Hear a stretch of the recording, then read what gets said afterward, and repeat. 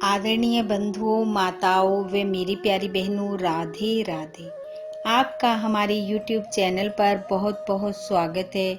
बंधुओं, आज हम इस वीडियो में वैशाख महत्तम का 28वां अध्याय सुनेंगे, जिसे सुनने सुनाने से मनुष्य सभी देवों का प्रिय हो जाता है। महत्तम सुनने के बाद आप हमारे चैनल को सब्सक्राइब करें, बेल आइकन को प्रेस करें ताकि हमारी वीडियो के नोटिफिकेशन सबसे पहले आप तक पहुंचे। वीडियो को शेयर व लाइक भी जरूर करें। श्रुतदेव जी कहने लगे, हे मिथिलापति, प्राचीन समय में कश्मीर देश में देवव्रत नाम का एक ब्राह्मण था। उसकी मालिनी नाम की एक पुत्री हुई। वह कन्या सत्यशील नाम वाले विद्वान ब्राह्मण को ब्याही गई। वह उसके साथ विवाह करके उसे अपने साथ अपने देश यवन में ले गया। वह मालिनी अत्यंत दुष्टा थी। वह रूप यौवन वाली कभी भी अपने पति की प्रिय नहीं हुई। वह निष्ठुर, सदैव अपने पति से द्वेष रखती थी। अपने पति को वश में रखने के लिए उसने दूसरी स्त्रियों से वशीकरण मंत्र पूछा। उन्होंने कहा, हमने तो अपने पति को वशीकरण औषधि से वश में कर लिया है। तू भी योगिनी के पास जा, वह तुमको दिव्य वशीकरण औषधि देगी, जिससे तेरा पति अवश्य तेरे वश में हो जाएगा। उनके कथा अनुसार वह योगिनी के मंदिर में गई, जहां पर कुटी में 100 स्तंभ बने हुए थे। इस प्रकार उस मालिनी ने वहां पहुंच मन को शोक कराने वाले मंत्रों के लिए प्रार्थना की। फिर उसने हीरा जड़ी हुई स्वर्ण की अंगूठी उस योगिनी को भेंट की। योगिनी पति के अपमान से दुखी हृदय जानकर कहने लगी कि वह यह रक्षा चूर्ण तुमको देती है। यह संपूर्ण प्राणियों को वश में करने वाला है। यह चूर्ण अपने पति को देकर उसकी ग्रीवा की रक्षा करना। तेरा पति तेरे वश में हो जाएगा। तेरे बुरे चरित्रों को देखकर भी तुझको कुछ न कहेगा। वह चूर्ण को लेकर अपने घर आई और संध्या समय दूध में मिलाकर अपने पति को पिला दिया। उस चूर्ण को पीने से उसको क्षय रोग हो गया और वह दिनों दिन कमजोर होता चला गया तथा उसके गुहा स्थान में कीड़े पड़ गए। जब उसके पति की ऐसी दशा हो गई तो वह इच्छा पूर्वक विचरने लगी। तब उसका पति पीड़ा के मारे त्राही त्राही पुकारने लगा और कहने लगा कि मैं तेरी शरण में हूँ, तू मेरी रक्षा कर। मैं कभी पर स्त्री की इच्छा नहीं करता। तेरा दास हूँ, मेरी रक्षा कर। अपने पति की ऐसी दशा देखकर वह बहुत घबराई और सोचने लगी कि यदि यह मर गया तो मैं सब श्रृंगारों से विहीन हो जाऊंगी। ऐसा सोचकर वह फिर से योगिनी के पास गई और उससे सब वृत्तांत कहा। तब उस योगिनी ने पहली औषधि का दाह शांत करने के लिए उसे दूसरी औषधि दी। उस औषधि का पान करते ही उसका पति स्वस्थ हो गया। तब से उसका पति घर में ही रहता और उसके वशीभूत हो गया। घर के काम के बहाने और कई व्यभिचारी तथा कामी उसके घर आते रहते, परंतु उसको अपनी स्त्री के आगे कुछ भी कहने की शक्ति न थी। इसी पाप के कारण उसके सारे शरीर में कीड़े पड़ गए और उस मालिनी के कान, आंख और जिह्वा में छेद हो गए। उसकी उंगलियां गलने सड़ने लगी। पैरों से वह लंगड़ी हो गई और ऐसे कष्ट भोगकर कुछ समय पश्चात वह मरकर नरक में पहुंच गई।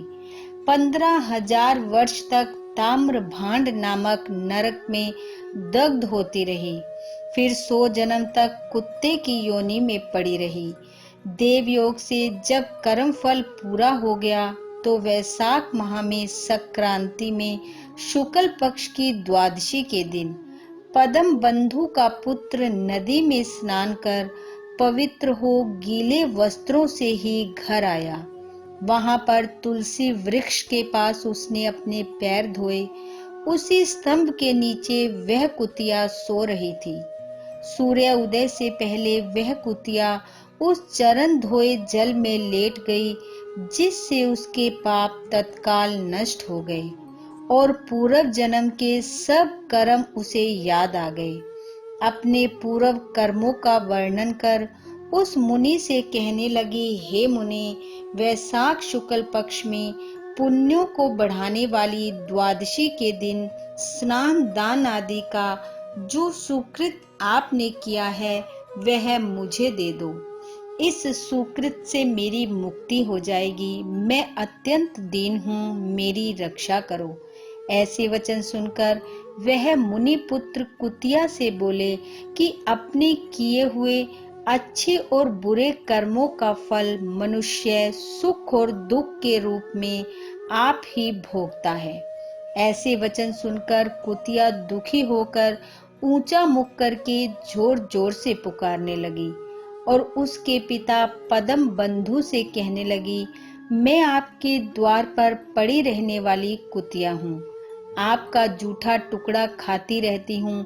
आप मेरी रक्षा कीजिए, क्योंकि महात्मा गृहस्थियों को जो उनके द्वार पर उनकी शरण में पड़े रहते हैं, उनका उद्धार करना अपना परम कर्तव्य समझते हैं। ऐसा वेद जानने वालों ने कहा है। चंडाल और कुत्ता सदा गृहस्थियों की दया के पात्र हैं, अतः आप मुझ मूर्खा का उद्धार करें। ऐसे कुतिया के वचन सुनकर पद्म बंधु घर से बाहर आया और पूछने लगा कि क्या बात है। तब उसके पुत्र ने सब कथा का वर्णन अपने पिता से किया। पुत्र के वचन सुनकर वे विस्मय के साथ कहने लगे कि मेरा पुत्र होकर तूने यह क्या किया। साधुओं को ऐसे वचन कहने उचित नहीं है। संपूर्ण प्राणी परोपकार के लिए ही हैं। चंद्रमा, सूर्य, पवन, पृथ्वी, अग्नि, जल, चंदन, वृक्ष और महात्मा सभी परोपकार में लगे रहते हैं। दधीची ऋषि ने दैत्यों को अति बलवान जानकर अपनी हड्डियां निकालकर देवताओं को दे दी थी। जब भूखे शेर ने कबूतर को पकड़ लिया था तो राजा शिवी ने अपना मांस काटकर शेर को दे दिया था। जीमुत नामी राजा ने गरुड़ के लिए अपने प्राण दे दिए थे। इसलिए विद्वान ब्राह्मण को तो सब पर दया करनी चाहिए। क्या मेघ शुद्ध स्थान पर ही बरसता है, अशुद्ध स्थान पर नहीं बरसता? क्या चंद्रमा चंडाल के घर में प्रकाश नहीं करता?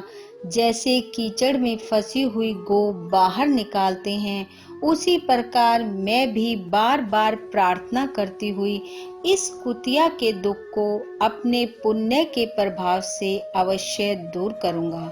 इस प्रकार वह कुतिया से कहने लगा कि मैं तेरे निमित्त प्रतिज्ञा करता हूँ कि तू मेरे द्वादशी के पुण्य के प्रभाव से पापों से छूटकर विष्णु लोक को जा।